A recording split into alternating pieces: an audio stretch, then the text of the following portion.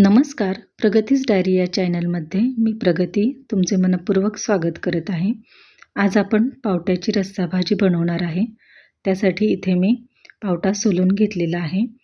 हा पावटा साधारण 150 ग्रॅम आहे. तर पहिल्यांदा आपण गॅसवर आता कुकर थोडा गरम करून घेऊयाल आणि त्यामध्ये थोडेसे तेल टाकून हा पावटा आपण छान असा परतून घेणार आहोत. थोडे असे पावट्याला डाग पडेपर्यंत आपण हा पावटा व्यवस्थित असा थोडासा तेलावर परतून घ्यायचा आहे आणि मग आपण हा कुकरमध्ये शिजवून घेणार आहोत. तर साधारण 1 मिनिटभर आपण हा पावटा आता तेलावर परतून घेऊयाल. साधारण असे पावट्याला थोडेसे डाग पडले की आपण हा शिजवून घेणार आहोत. तर इथे मी पावटा थोडासा तेलावर परतून घेतलेला आहे. आता यामध्ये अगदी थोडेसे पाणी टाकून आपण हा पावटा कुकरमध्ये शिजवून घेणार आहोत. अगदी थोडे पाणी टाकायचे आहे. पावटा पाण्यामध्ये बुडेल एवढेच आपण पाणी यामध्ये टाकणार आहोत. आणि आता कुकरच्या 2 शिट्ट्या करून घेऊयाल म्हणजे पावटा आपला छान मऊ असा शिजेल. साधारण 2 शिट्ट्यांमध्ये पावटा व्यवस्थित असा शिजतो. तर इथे मी 2 शिट्ट्या करून घेतलेल्या आहेत आणि पावटा शिजवून घेतलेला आहे.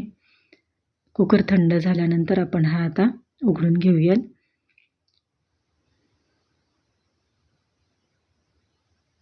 तर हे पहा पावटा आपला छान इथे शिजलेला आहे.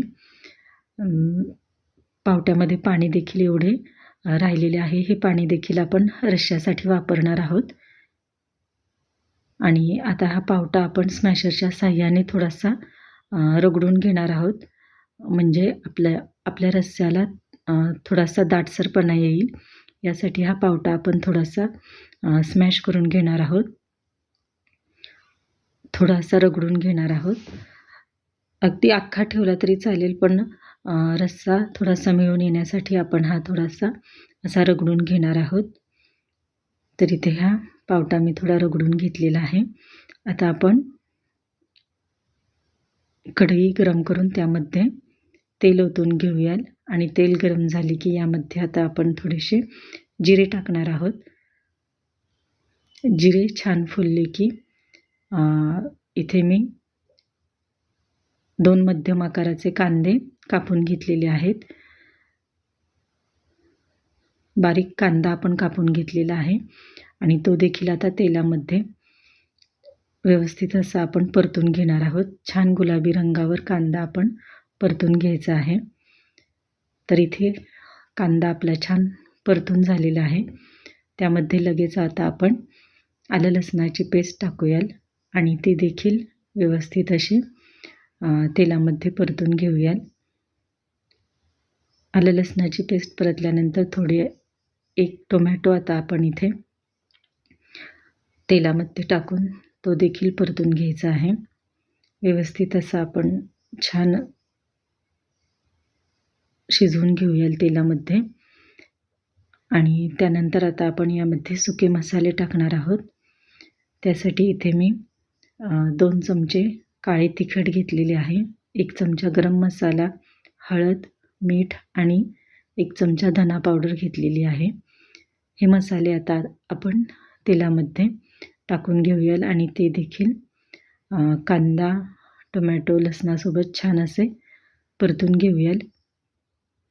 व्यवस्थित असे मिक्स करून घेऊयाल आणि त्यानंतर आपण जो शिजवलेला पावटा होता तो आपण या मसाल्यांमध्ये व्यवस्थित असा मिक्स करून घेऊयाल. मसाल्यांसोबत पावटा आता आपण छान असा एकजीव करून घेणार आहोत. पावटा आपण शिजवून घेतलेला आहे त्यामुळे भाजीला जास्त वेळ शिजवावे लागत नाही. पटकन असा हा आपली रस्सा भाजी तयार होते. तर इथे मी व्यवस्थित असा पावटा मिक्स करून घेतलेला आहे मसाल्यांमध्ये आणि आपल्याला जेवढा रस्सा हवा आहे त्या प्रमाणामध्ये इथे आपण गरम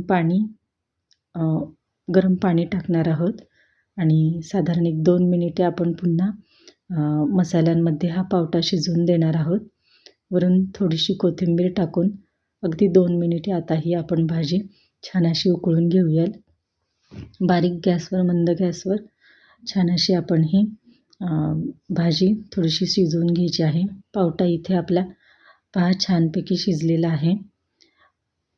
असा हा छान शिजलेला पावटा, पावट्याची रस्सा भाजी आपण भाकरी, चपाती, भाताबरोबर गरमागरम असे खाऊ शकतो. तर ही पहा अशा प्रकारे आपली ही रस्सा भाजी तयार झालेली आहे.